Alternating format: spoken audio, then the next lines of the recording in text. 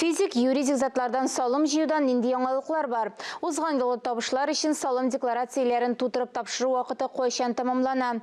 Көнбатыш санкцияларына бәйле рәвештә салым органнарында ачылган ситуацион үзәкләр нинди бурычларны хәл итә. Татарстан радиосының чираттагы турыдан-туры эфиры шушы актуаль мәсьәләләргә багышланды. 5-нче районара салым инспекциясының бүлек җитәкчесе Мөнир Шәйдуллин салым түләү буенча тыңлаучыларны борчыган сорауларга аңлатма бирде. Без дә студия кунагының кайбер күнүзәк сорауларга җавап бирүен сорадык. Мөнир Әмирович, хәерле иртә. Хәзерге шартларда салымнарны җыю ничек бара? Салым түләү өлкәсендә салым оешмалары һәр вакыт, һәр даим эш алып баралар. Һәм инде бу белгеленгән салымнарны үз вакытында толык күләмдә түләтү җыю өчен салым органнары барлык киштән дә файдаланалар. Һәм инде терәк бүгенге көндә без инде салымнар җыю буенча тулайым эш алып барабыз. Безнең физик затларның милли салымнарын түләү вакыты үтеп китте. Белгәнебезчә, инде үткән елның 1 декабрендә иде. Һәм бүгенге көндә барлык салым түләүчеләр дә түләп бетерде дип әйтеп булмый. Шуңа күрә кемнәр түләп бетермәде, шулар буенча без зур эш алып барабыз. Аларга инде кисәтү кәгазьләре җибәрдек, түләү турында әзер квитанция җибәрдек. Әгәр инде безнең түләү бурычларын түләү буенча җибәргән безнең хәбәрләргә җавап бирмәгән шартта, без инде салым түләүчеләрне суд аша әлеге салымнарын алу буенча эш алып барабыз. Кемнәр 2021 елга табыш өчен декларацияны тутырып тапшырырга тиеш? Ел сайын яңа ел бәйрәмнәре үткәннән соң салым органнары декларация кампаниясын үткәрә. Ягъни 2021 елда алган табышлары турында физик затлар исәп-хисап тотарга тиешләр. Бу инде безнең декларация кампаниясы дип атала.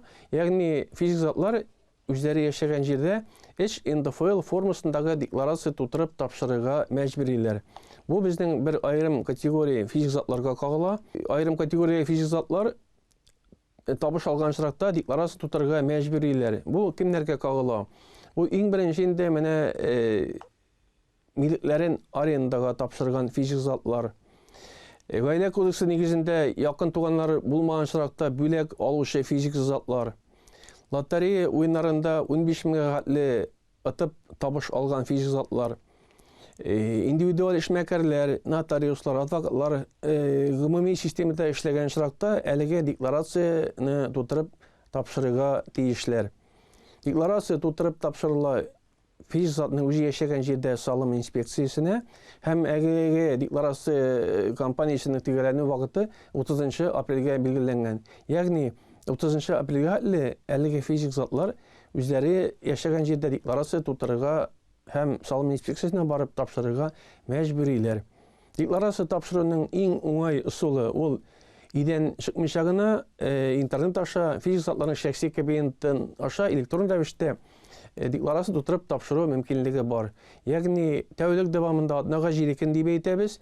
Декларацияны уңайлы вакытта тутыра, электрон рәвештә барысында барлап, электрон имза белән раслап, декларацияны салым инспекциясенә җибәрә. Һәм инде бу бик уңайлы һәм яхшы күренеш, чөнки барып торасы юк, идән чыгасы юк, декларация тапшырганда чиратларда торасы юк. Әлеге декларация шушы усул белән җибәрү мөмкинлеге иң кулайы.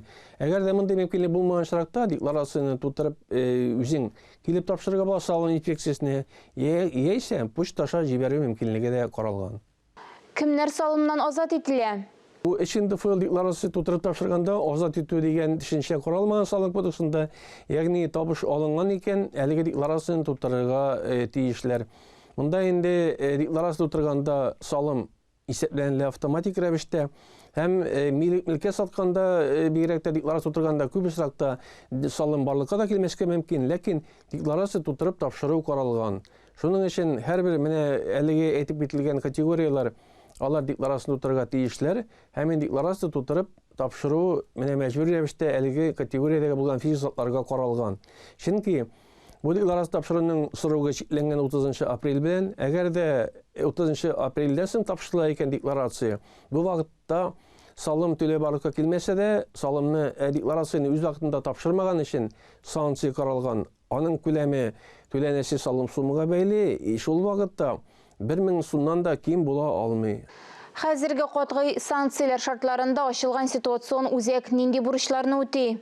Ситуация үзәге салым түләүчеләренең менә эшләрен җайга салу буенча сорауларына җавап бирү буенча менә һәрбер салым инспекциясендә шулай ук безнең Татарстан Республикасы буенча идарәсендә дә ситуация үзәкләре барлыкка килде.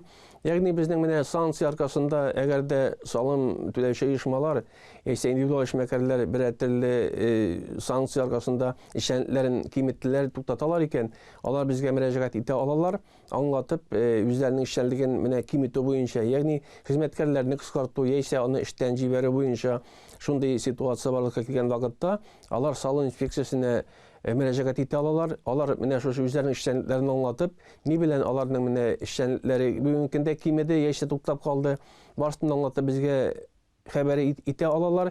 Һәм без алардан алган хәбәр нигезендә әлеге хәбәрдән җиткерәчәкбез югары ишмага, федераль үзәккә һәм менә аларга ярдәм итү буенча законлы рәвештә билгеләнгән чараларны куллану өчен, аларга бер төрле ярдәм итү өчен менә шу ситуация үзәкләре эшли.